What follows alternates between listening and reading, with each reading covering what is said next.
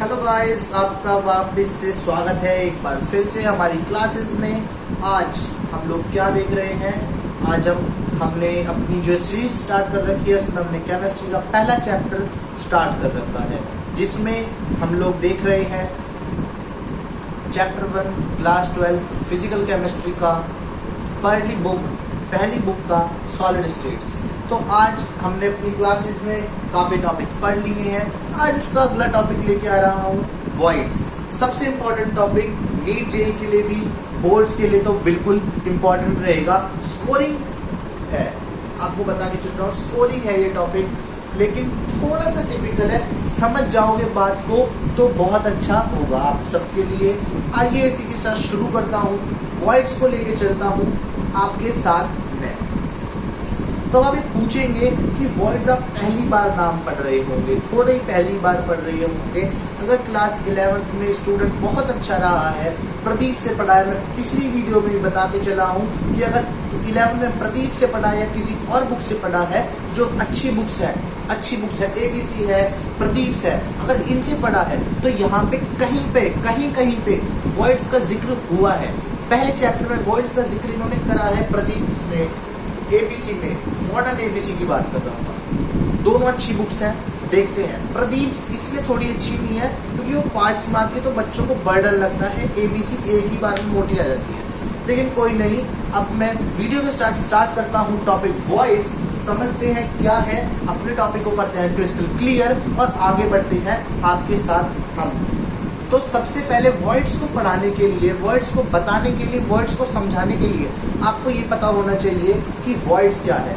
आपका सबसे पहला क्वेश्चन ये बनेगा मेरे से या किसी से भी, जो आपका टीचर होगा, आपका गाइडर होगा, आप पूछेंगे what is word sir, word क्या है ये चीज़ वर्ड, तो वो आपको उत्तर देगा, आपको बताएगा word is the definition of word. सबसे पहला क्वेश्चन चैप्टर का व्हाट इज वर्ड, तो ये आपका कहाँ पे आ रखा है ये भी बता के चल रहा हूँ। वॉइड आ रखा है 2001 में आ रखा है, 2000 में आ रखा है, 2008 में आ रखा है, कंपार्टमेंट में 2012 में आ रखा है, 17 में आ रखा है और आपका 2013 में भी आ रखा है। इतने सारे में ये वर्ड्स आ रखा है। डिफाइन में एक नंबर का क्वेश्चन बनेगा what is word, explain it. तो क्या बनेगा? It is the interstitial space है, but it is a vacant space which is produced during the packaging of crystal lattice। अब यहाँ पे इस डेफिनेशन में सबसे इंपॉर्टेंट बात आई क्रिस्टल लैटिस वर्ड और एक इंटरस्टिशियल स्पेसेस। अब ये दोनों वर्ड आप पूछेंगे क्या है। इंटरस्टिशियल स्पेस का मतलब है एटम्स के बीच में, मॉलिक्यूल्स के बीच में जो स्पेस होता है उसे हम इंटरस्टिशियल स्पेस के नाम से जाना जाता है। और अगर थोड़ी छोटी बुक्स की बात करें एनसीईआरटी की, वो इसे एटॉमिक डिस्टेंस की बात भी कहती है। कोई दिक्कत नहीं है, अब आप ये समझ जाएंगे। और अगर वॉइड्स की पर्टिकुलर बात करेंगे तो इंटरस्टिशियल स्पेस के नाम से ही हम इसे पुकारेंगे। चलिए आगे बताता हूँ। Void is defined as the interstitial space. It is nothing but the vacant space which is produced by the packaging of crystal lattice। अब आप बात पूछेंगे ये तो आप मुझे बता रहे हो लेकिन कुछ समझ नहीं आ रहा, तो मैं इसे हिंदी में कुछ समझाऊंगा। पहले ही बता के चल रहा हूँ, केमिस्ट्री, फिजिकल केमिस्ट्री, खासकर 12th एनसीईआरटी से पढ़ने की जरूरत है, एनसीईआरटी को बेस बनाने की जरूरत है, वर्ड टू वर्ड जाना है हमें और हिंदी में समझ के चल रहा है, तभी बात क्लियर होगी। बच्चे रट लेते हैं, रटना नहीं है, समझना है, उस बात को समझ के चलना है। चलिए शुरू करता हूँ।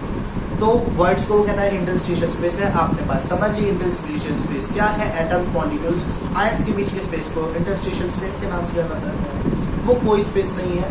वेकेंट स्पेस को जब हम पैकेजिंग करते हैं तो कोई स्पेस खाली रह गया, अब वहाँ हवा आ गई या कुछ भी आके भर जाए, वेकेंट रह जाए वो स्पेस या वेकेंट हो जाए, कब? जब हम पैकेजिंग कर रहे हैं क्रिस्टल लैटिस की, किसी भी चीज़ की नहीं, रैपर की नहीं।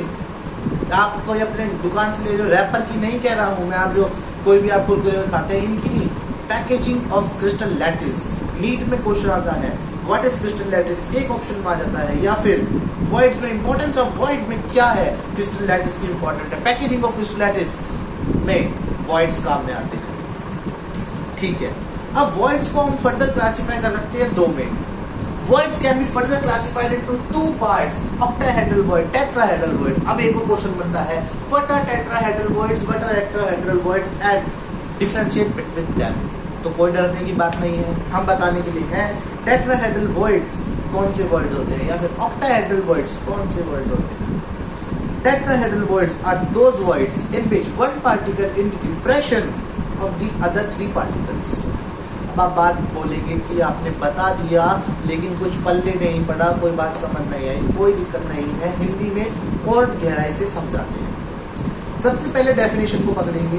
Tetrahedral voids are those voids, कोई मतलब की डेफिनेशन नहीं है, इंपॉर्टेंट तब आएगी. One particle in depression of other three, जिसमें कि एक पार्टिकल डिप्रेशन में हो अदर थ्री के. अब आप ये बात पूछेंगे, ये बात थोड़ी सी समझ नहीं आ रही है, डिप्रेशन क्या आया. एक पार्टिकल डिप्रेशन में है अदर थ्री पार्टिकल के. अब बात समझ में आएगी. डिप्रेशन का मतलब होता है गिरावट में आना. डिप्रेशन का मतलब है गिरावट में आना. एक एटम है, ऐसे 3 एटम लगे हुए हैं. ये थोड़ा टिपिकल है मुझे समझाने के लिए बच्चों को, लेकिन कोशिश है कि समझ जाएंगे. हमने ऐसे करके एक 3 एटम लगा रखे थे. इनके बीच का जो वेकेंट स्पेस होगा, आपको पता है, आप ऐसे 3 बॉल ज्वाइन कर देंगे, यहाँ जो वेकेंट स्पेस होगा, आप बात समझते हैं, वो आपका क्या कहलाएगा, वॉइड का वेकेंट स्पेस कहलाएगा. टेट्राहेड्रल वॉइड क्या होता है. होप अगर बात समझ में नहीं आए आप मुझे कमेंट सेक्शन में बता सकते हैं. मैं टेट्राहेड्रल वॉइड, ऑक्टाहेड्रल वॉइड की अलग वीडियो भी बनाने वाला हूँ बहुत ही जल्द. हाँ जी, तो ऑक्टाहेड्रल वॉइड कौन से वॉइड्स हैं ये भी देख लेते हैं. अब इसकी डेफिनेशन को पकड़ेंगे. Octahedral voids are those voids in which 3 particles are in the depression with the other 3 particles. अब आप ये भी बात मुझे बोलेंगे कि आपने बताई समझ नहीं आई. ये बात अक्सर होती है. अब देखते हैं क्यों समझ नहीं आ रही है. तो हमने जैसे उसे समझा कि एक पार्टिकल था, 3 पार्टिकल के साथ लगा हुआ था, ठीक है. अब ऐसे ही 3 अदर पार्टिकल्स हैं और 3 और पार्टिकल्स हैं, उसके डिप्रेशन में लग रहा है. 3 हम अक्सर ये ड्राइंग अपने बच्चों के साथ बनाते हैं, अपने स्टूडेंट के साथ बनाते हैं. ऐसे 3 रखे हुए थे. अब इसमें ऊपर 3, ऐसे 3 बन गए. एक तरीके से फ्लावर की शेप होगी. इसके बीच में जो आपका वेकेंट स्पेस होगा, खाली स्पेस होगा, उसी को आप कह देंगे क्या, octahedral void. Vacant space of octahedral void. बात समझ में आती होगी. क्वेश्चन आपको बता दिया, डिफरेंस आता है बोर्ड में. नीट में इसका एक ऑब्जेक्टिविटी से क्वेश्चन बनता है. नीट जेई या जेई एडवांस का जो पेपर है ऑब्जेक्टिविटी पे होता है, तो क्वेश्चन बन जाता है कि टेट्राहेड्रल वॉइड में जो 1 पार्टिकल के डिप्रेशन से होता है या 3 पार्टिकल के डिप्रेशन से होता है. कंफ्यूजिंग बनाने के लिए वो टेट्राहेड्रल के भी एग्जांपल ऑक्टाहेड्रल में दे देते हैं. ऑक्टाहेड्रल का क्वेश्चन है तो उसके एग्जांपल टेट्राहेड्रल वाले दे देते हैं. तो ये समझ के चल रहा है. ऑक्टाहेड्रल में टोटल 6 एलिमेंट्स या 6 पार्टिकल्स लग रहे हैं. टेट्राहेड्रल में 4 लग रहे हैं, 3 थे, 1 अलग. ऑक्टाहेड्रल में 3 है, 3 और आ जाएंगी. बात समझ में आती होगी आपको मेरी. आगे भी चलता हूँ, आपने ये बात समझ ली. अब इससे नीट में, जेई में जो एडवांस हो जाएगा, थोड़ा बोर्ड में भी आते हैं क्वेश्चंस. अब इसके क्वेश्चन आते हैं वॉइड्स के. क्या क्वेश्चन आएंगे मैं आपको पहले ही बता चल रहा हूँ. न्यूमेरिकल वीडियोस अलग चल रही है थ्योरी के, लेकिन हम आपको इसमें बोनस दे रहे हैं. हम आपको एक इम्पॉर्टेंट ट्रिक बता देते हैं जो कि इसी कर देगी आपको न्यूमेरिकल पार्ट को सॉल्व करने के लिए वॉइड्स के क्वेश्चन को. वो क्या ट्रिक है मैं आपको बताता हूँ, आप नोट कर सकते हैं. टीवी रेशो सीसी क्या होगा. टेट्राहेड्रल वॉइड की रेशो क्रिस्टल लैटिस के अलाउंग में क्या होगी, 2:1 होगी. ऑक्टाहेड्रल ओवी रेशो सीसी क्या होगी, 1:1 होगी. क्वेश्चन क्या आएगा ये आपको न्यूमेरिकल पार्ट वीडियो में मिल जाएगा. इस पार्ट में मैं आपको ट्रिक दे देता हूँ, क्योंकि थोड़ा सा बच्चे कंफ्यूज हो जाएंगे कि सर न्यूमेरिकल की अलग वीडियो देखनी पड़ रही है. क्योंकि अगर मैं न्यूमेरिकल की वीडियो भी इसी में डाल दूंगा तो थोड़ा सा आपके लिए कम्प्रेस हो जाएगा समझने में. थ्योरी ज़्यादा अटपटी हो जाएगी, न्यूमेरिकल अलग हो जाएंगे, और न्यूमेरिकल की प्रैक्टिस करनी पड़ती है ज़्यादा, इस वजह से वो ज़्यादा कराने पड़ते हैं. उनकी इसीलिए अलग वीडियो चल रही है, जिसमें CBSE लेवल के क्वेश्चंस भी होंगे, नीट लेवल के भी हो रहे हैं, जेई लेवल के भी हो रहे हैं और एडवांस लेवल के भी हो रहे हैं।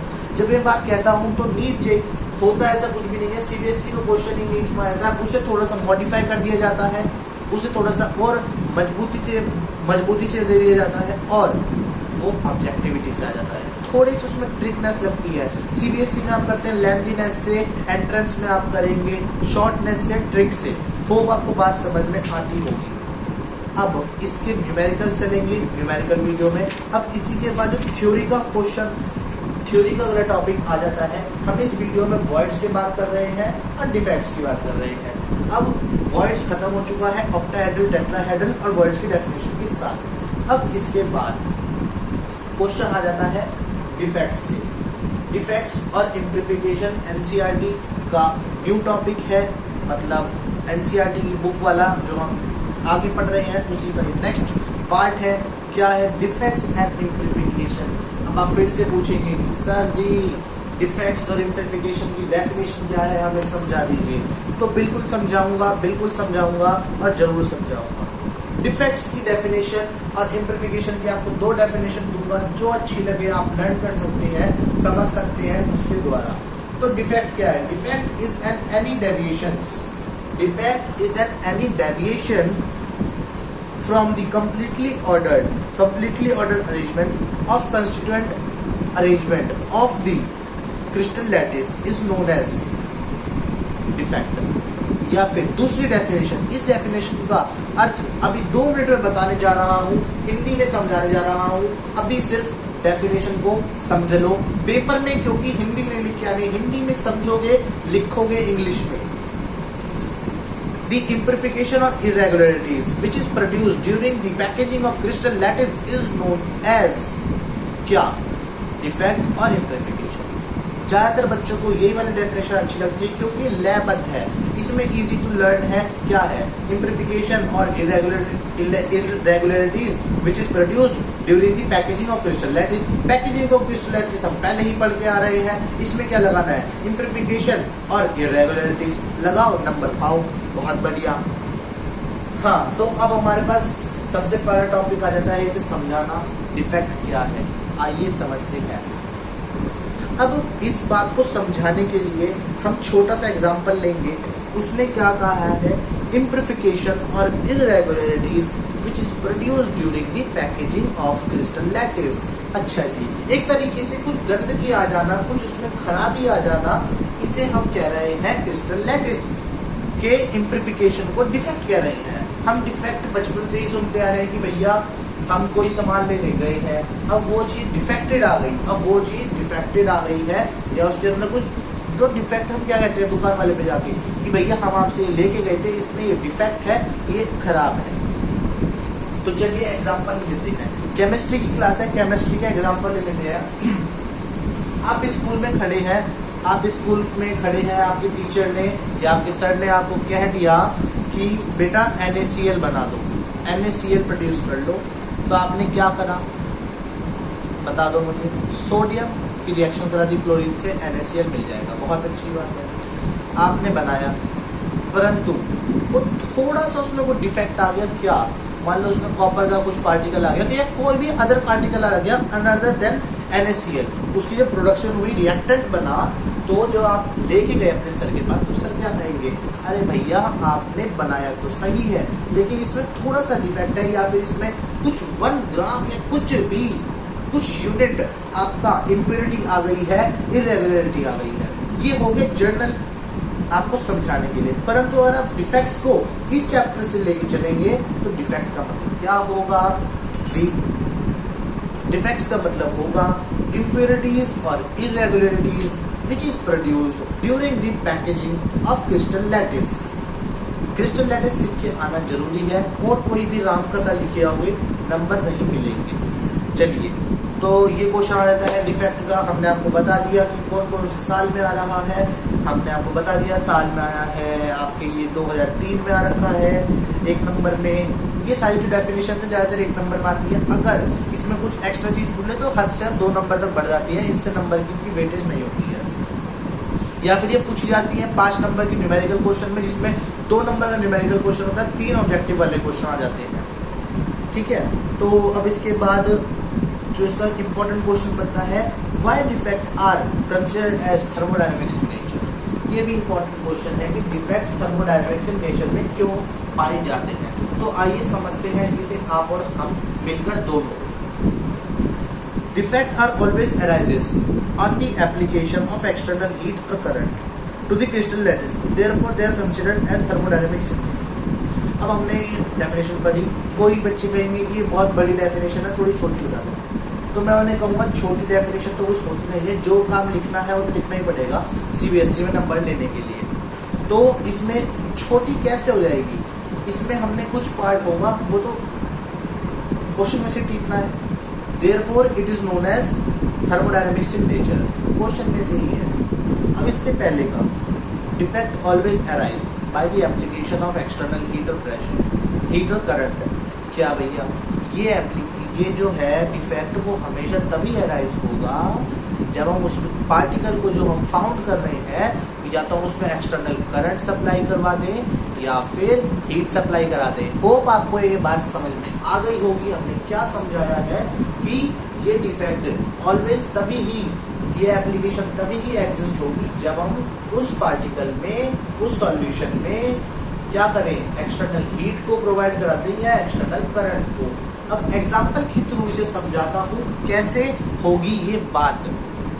जैसे कि हमने ये बात समझाई आपको कि आपने NaCl बनाया, NaCl आपने बनाया।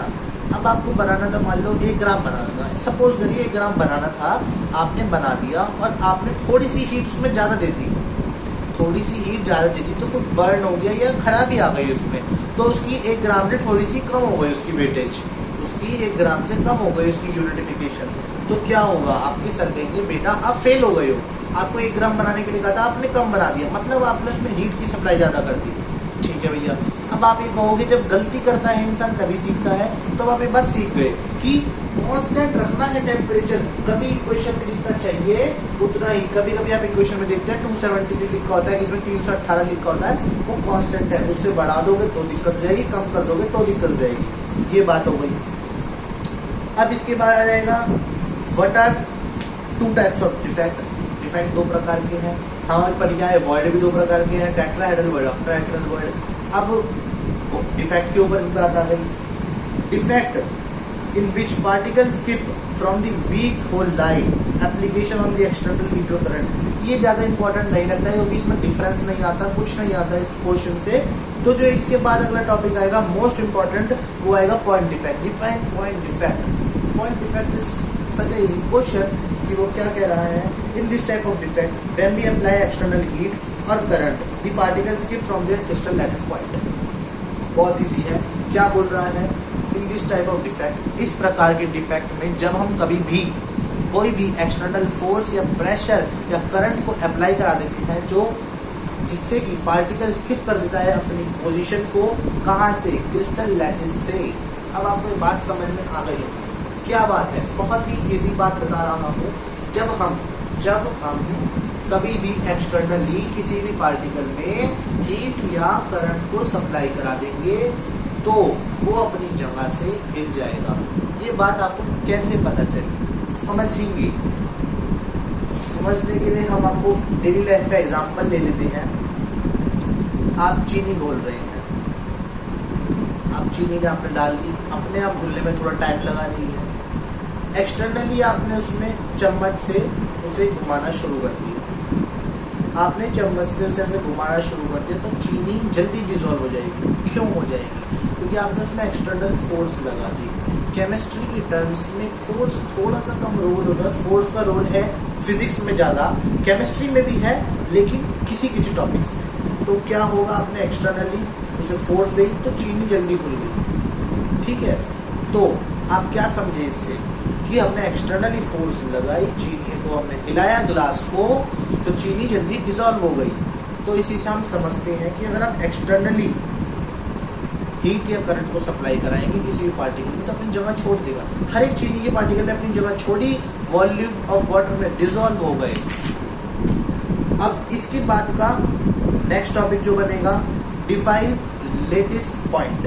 अब हमने जो पिछले डेफिनेशन पढ़ी, when we apply an external heat or current, then the particle of that element skips from the lattice, crystal lattice। तो इसमें आपको पूछना चाहिए था लैटिस पॉइंट क्या है। तो लैटिस क्या है वो समझ लेते हैं। It is the position of the particle in the crystal lattice where it can easily where so that it can be skip. तो ये बात थोड़ी सी अटपटी है समझने के लिए, लेकिन इसे हम करेंगे क्रिस्टल क्लियर। बात आपको समझ में आ जाए तो लाइक शेयर कर दो मेरी वीडियो को, थंब बटन भी दबा दो, लाइक बटन भी दबा दो, सपोर्ट करो। क्या है वो बता रहा है, ये पोजीशन होती है पार्टिकल की क्रिस्टल लैटिस में। हम इस पूरे चैप्टर में अभी तक मतलब वॉइड्स के टॉपिक में, डिफेक्ट्स के टॉपिक में क्रिस्टल लैटिस को पकड़ के चल रहे हैं। हमने कहा ये पोजीशन है क्रिस्टल लैटिस की, ये क्रिस्टल लैटिस हो गया। यहाँ पे ये लैटिस पॉइंट है, यहाँ ये लैटिस पॉइंट है। ये लैटिस पॉइंट यहाँ क्यों है? क्योंकि जब हम इसमें एक्सटर्नल हीट देंगे, एक्सटर्नल हीट दे दी, ये हीट दे रहा हूँ, एक्सटर्नल हीट दे दी, तो यहाँ से इस एलिमेंट को भागना ज़्यादा इजी है। अगर वो यहाँ होगा, यहाँ मान लो यहाँ है, तो यहाँ से वो ऐसे कितना लंबा से ट्रैवल करके जाना पड़ेगा एक तरीके से।